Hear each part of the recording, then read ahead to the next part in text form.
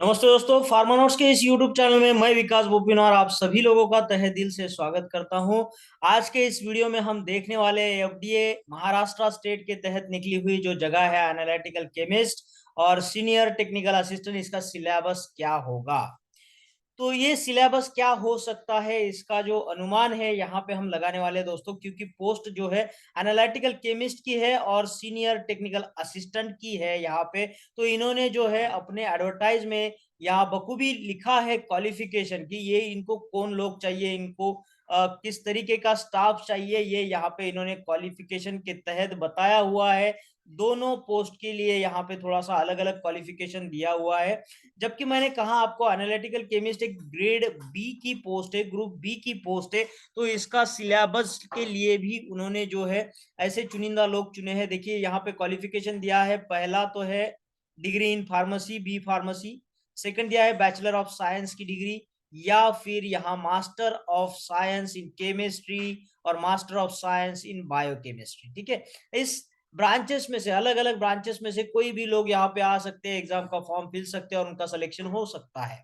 और दूसरी बात यहाँ पे बात करेंगे सीनियर टेक्निकल असिस्टेंट के लिए, ये जबकि ग्रुप सी में आता है, ग्रेड सी की पोस्ट है, तो इसके सिलेबस को इसने इस तरीके से कवर किया है। तो देखिए क्वालिफिकेशन क्या दिया था, एक तो बी फार्मेसी दिया हुआ है या तो फिर बैचलर ऑफ साइंस, वो भी सेकंड क्लास डिग्री बताई है उन्होंने। ठीक है, तो यहां से एक सही सही मात्रा में एक पता चलता है कि ये सारी जो ब्रांचेस है एक केमिस्ट्री के अंदर आ रही है। सारी की सारी ब्रांचेस जो है वो केमिस्ट्री के अंदर आती है। फार्मेसी में भी बहुत सारा केमिस्ट्री पढ़ा हुआ है, बीएससी में भी बहुत सारा केमिस्ट्री पढ़ा हुआ है, या तो मास्टर ऑफ साइंस है केमिस्ट्री, पोस्ट ग्रेजुएशन दिया है यहाँ पे केमिस्ट्री का, और यहाँ मास्टर ऑफ साइंस यानी पोस्ट ग्रेजुएशन दिया है बायोकेमिस्ट्री। तो यहाँ पे जो है, जो लोग एनालिटिकल केमिस्ट बनना चाहते हैं, इसकी एग्जाम देना चाहते हैं, देंगे तो दोनों तरफ अप्लाई करेंगे। बी फार्मेसी वाले तो दोनों तरफ है, तो दोनों तरफ अप्लाई करेंगे, कोई दिक्कत नहीं है उसमें। तो यहाँ पे फार्मेसी के अंदर भी बहुत सारा केमिस्ट्री पड़ा हुआ है, हर जगह केमिस्ट्री केमिस्ट्री केमिस्ट्री है। और नाम में भी आपको देखेंगे दो नाम यहाँ पे लिख के आ रहे हैं, एक है एनालिटिकल और दूसरा है केमिस्ट। तो एनालिसिस भी है और केमिस्ट्री भी है। और ये पूरे पूरे जितने भी यहाँ पे ब्रांचेस दिए ना, इन सारों के लिए ये कॉमन सिलेबस है। अब क्या कॉमन सिलेबस है, सबसे पहले तो आपको आएगा एनालिसिस। ठीक है, अलग अलग तरीके के टाइट्रेशंस उसमें आएंगे एनालिटिकल केमिस्ट्री के अंदर, एनालिसिस, फार्मास्यूटिकल एनालिसिस, अलग अलग तरीके के टाइट्रेशंस के डिफरेंट टाइप्स है, वो आपको पढ़ना पड़ेगा। उसके बाद में आपको यहाँ एनालिसिस के तहत में एक्यूरेसी, प्रिसीजन को, जो छोटे छोटे कंसेप्ट होते हैं वो पढ़ना पड़ेगा। स्टैंडर्डाइजेशन ऑफ कंपाउंड क्या होता है वो पढ़ना पड़ेगा। मोलैरिटी कंसेप्ट क्या है, मोलैरिटी क्या है, मोलैलिटी क्या है। और यहाँ पे आपको पढ़ना पड़ेगा उसका जो फार्मूला होता है ना, केमिकल फार्मूला जो होता है, एम्पिरिकल फार्मूला क्या होगा, मॉलिक्यूलर फार्मूला क्या होगा, किसका वेट कितना होगा, किसना एटॉमिक मास नंबर क्या होगा, एटॉमिक नंबर क्या होगा, ये सारी चीजें इसमें आती है। ठीक है, तभी आप आगे की लेवल पे कैलकुलेशन कर पाते हो। थोड़ा एनालिसिस का आगे का थोड़ा पार्ट डिस्कस करेंगे, उसमें आएगा आपको स्पेक्ट्रोस्कोपी भी आएगा। ठीक है, स्पेक्ट्रोस्कोपी से जो है सैंपल को एनालिसिस किया जाता है, जैसे mass spectroscopy, IR spectroscopy, UV spectroscopy.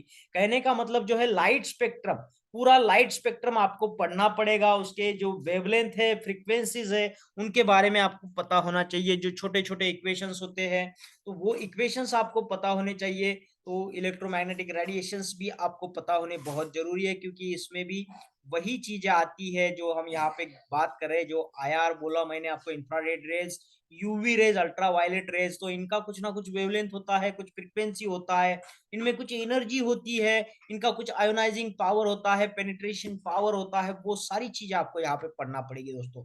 ठीक है, फिर ये स्पेक्ट्रोस्कोपी के तहत जो भी सैंपल का जो जहां जहां वेवलेंथ मैच होता है, जहां जहां फ्रीक्वेंसी मैच होती है, इनका एब्सॉर्प्शन स्पेक्ट्रा, एमिशन स्पेक्ट्रा, ये सारी चीजें आपको पढ़ना पड़ेगा।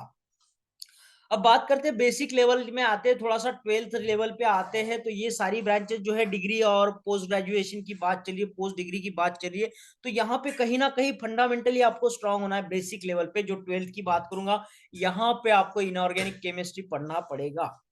इनऑर्गेनिक केमिस्ट्री पढ़ना पड़ेगा, अलग अलग एलिमेंट्स पढ़ना पड़ेंगे आपको। यहाँ पे सोडियम है, कार्बन है, ऑक्सीजन है, हाइड्रोजन है, या फिर इसके आगे जाएंगे थोड़ा सा तो पोटेशियम है, क्लोरीन है, ये सारे एलिमेंट के बारे में आपको पढ़ना पड़ेगा।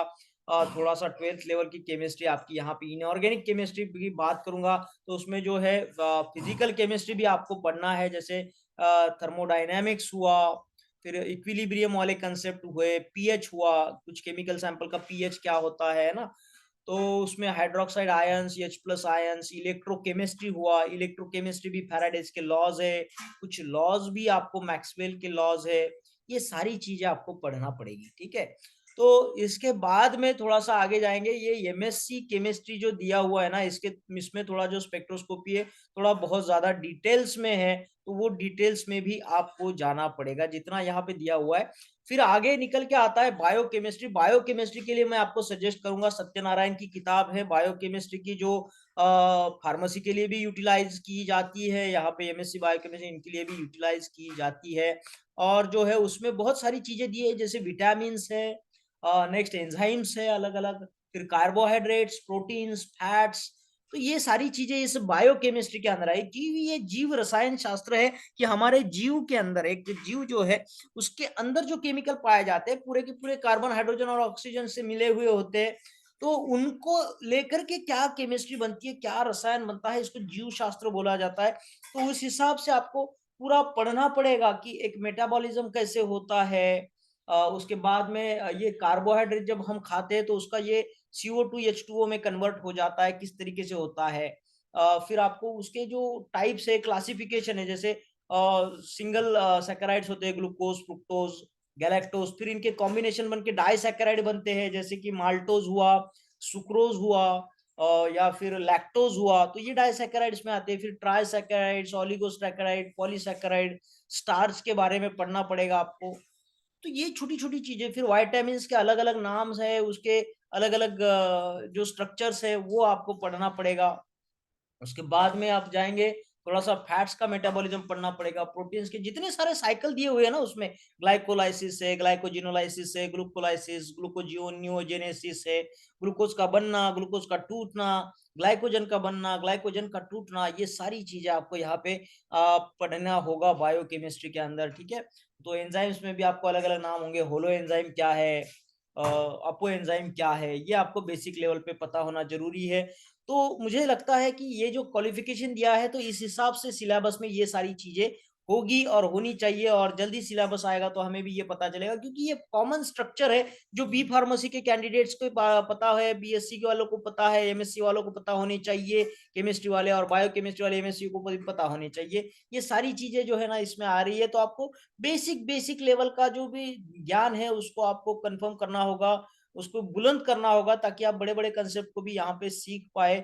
ये सारी चीज़ों से आपको जाना है। फिर यहाँ पे बी फार्मेसी को लिया है और बीएससी, एमएससी भी है, तो यहाँ पे कुछ ड्रग मॉलिक्यूल्स भी आपको थोड़ा-सा पढ़ना पड़ेगा। ड्रग मॉलिक्यूल के रिगार्डिंग भी जो हम आता है वो मेडिसिनल केमिस्ट्री के अंदर, मतलब पूरा केमिकल कंपाउंड्स है और उसका यूटिलाइज़ एज़ अ मेडिसिन किया जाता है। तो मेडिसिनल केमिस्ट्री की ब्रांच को भी यहाँ पे थोड़ा-सा ये नहीं करना है, निग्लेक्ट नहीं करना है, उसकी तरफ भी ध्यान देना है आपको। मेडिसिनल केमिस्ट्री में थोड़ा-सा आगे जाएँगे तो आपको वहाँ पे स्ट्रक्चरल एक्टिविटी रिलेशनशिप वहाँ पे देखा जाता है कि किस कंपाउंड के अंदर कौन-सा ग्रुप होता है और उस ग्रुप की वजह से कौन-सी एक्टिविटी मिल रही है ना?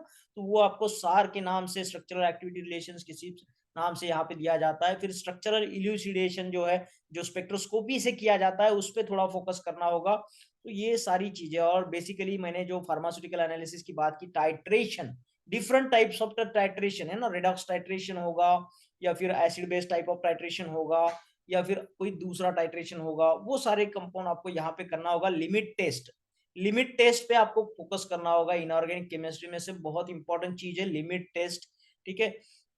तो लिमिट टेस्ट के पे ऊपर भी आप फोकस करेंगे तो ये सारी चीज़ें आपको एनालिटिकल केमिस्ट्री में, ये सारा सिलेबस जो होगा ये इसका कोर पार्ट होगा, क्योंकि नाम में ही है एनालिसिस और दूसरा है यहाँ पे केमिस्ट्री। तो एनालिसिस और केमिस्ट्री, तो इनऑर्गेनिक केमिस्ट्री आया, फिर ऑर्गेनिक केमिस्ट्री को भी यहाँ पे छोड़ना नहीं है। ऑर्गेनिक केमिस्ट्री जिसमें हम कार्बन, हाइड्रोजन और ऑक्सीजन को लेकर के जो डिस्कस करते हैं, अलग-अलग टाइप के रिएक्शंस है, उसमें अल्केन्स है, फिर अल्कोहल है, ईथर है, इथेनॉल है, या फिर थोड़ा-सा आगे जाएँगे तो अल्डेहाइड्स है, कीटोन्स है, एसिड्स है, एस्टर्स है, ये सारी चीज़ें इसमें आ जाएगी। अल्किल हैलाइड्स कंपाउंड्स है उसमें, ठीक है? जो भी हैलोजेंस होते हैं उनका केमिस्ट्री होता है। तो इतना सारा चीज़ें आपको इसमें करना पड़ेगा, ठीक है?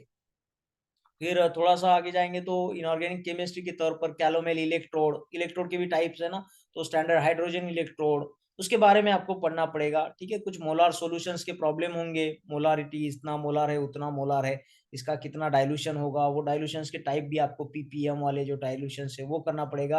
और लास्ट में थोड़ा-सा एनवायरमेंटल केमिस्ट्री है, एनवायरमेंटल केमिस्ट्री के बारे में भी थोड़ा-सा आपको पढ़ना पड़ेगा, जो भी केमिकल्स होते हैं जो एनवायरनमेंट को अच्छा बनाते हैं, खराब बनाते हैं, जो भी चीज़ें एनवायरनमेंट से रिलेटेड एनवायरनमेंटल केमिस्ट्री के तहत जो भी आता है, वो सारा आपको पढ़ना पड़ेगा। तो यही तो है केमिस्ट्री, केमिस्ट्री और एनालिटिकल केमिस्ट के जॉब प्रोफाइल भी पूरा केमिस्ट्री से ही रिलेटेड है, तो ये सारा सिलेबस इसमें आ सकता है। बात करेंगे अगले पोस्ट की, यहाँ पे सीनियर टेक्निकल असिस्टेंट की पोस्ट है। तो इसमें जो इन्होंने क्वालिफिकेशन के तहत जो सिलेबस दे सकते हैं वो है, इन्होंने माँगे हैं बी फार्मेसी के कैंडिडेट और बीएससी सेकंड क्लास के कैंडिडेट माँगे हैं। तो यहाँ पे जो सिलेबस का जो ये होगा कंसंट्रेशन है थोड़ा-सा डाइल्यूट किया हुआ है।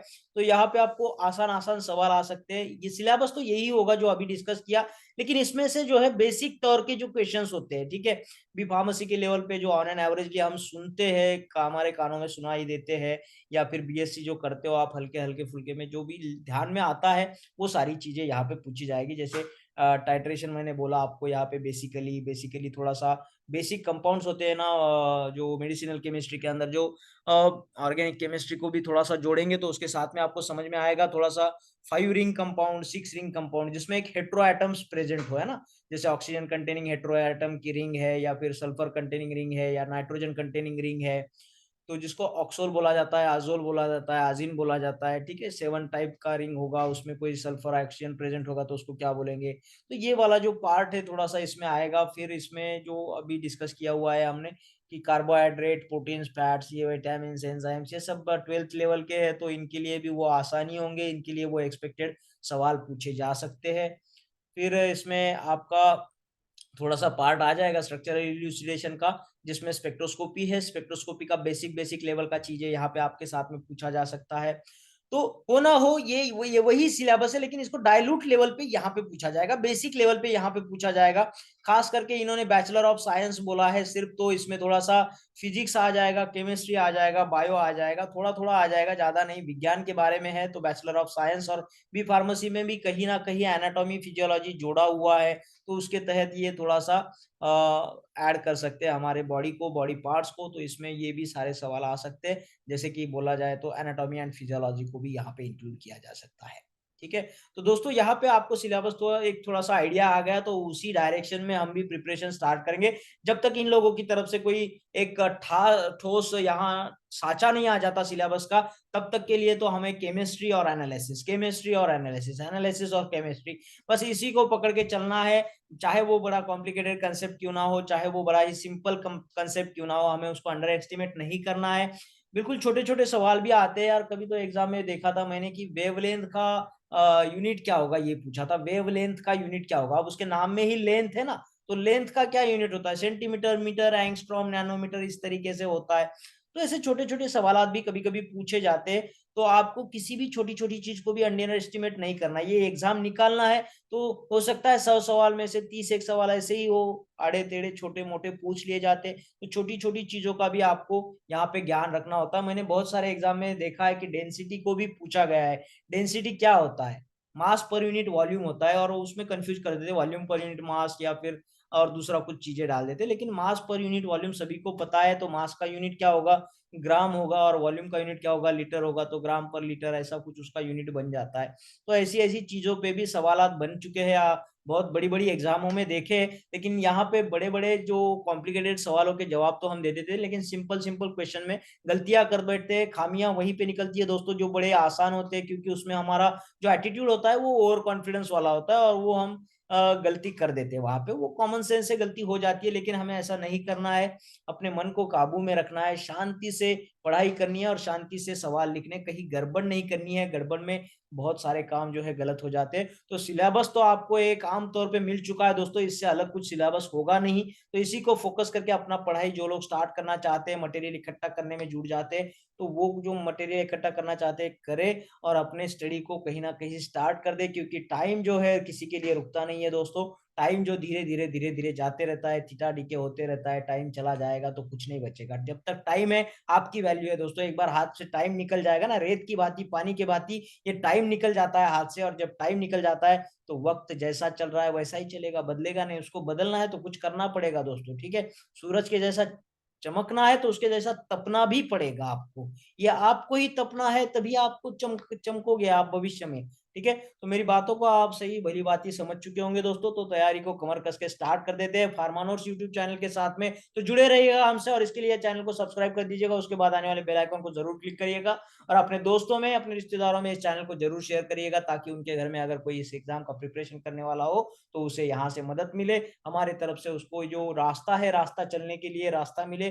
चलना तो आप लोगों को ही है दोस्तों, ठीक है। रास्ता हमारा बताने का काम है, चलना तो आप लोगों को ही है, मेहनत तो आप लोगों को ही करनी है, लेकिन डायरेक्शन तो मैं रोज बताने आया करूंगा, रोज आपके साथ में हूँ। तो जुड़े रहिएगा हमारे साथ में, ताकि आपका प्रिपरेशन अच्छा हो, आपका सिलेक्शन हो दोस्तों, क्योंकि हम चाहते हैं सबका कल्याण हो, सबका भला हो, सबका अच्छा हो दोस्तों। तो फिर मिलते हैं अगले वीडियो के साथ में, तब तक के लिए थैंक यू।